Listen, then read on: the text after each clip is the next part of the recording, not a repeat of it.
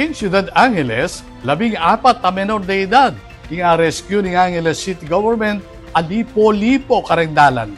Ay ni-report ng Patricia Mamang.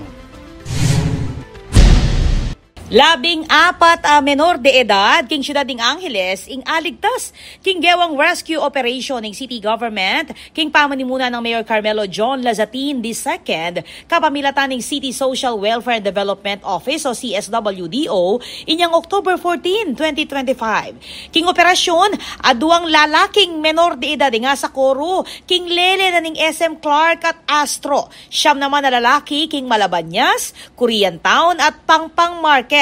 Kabang atlong babayi king pareong lugal.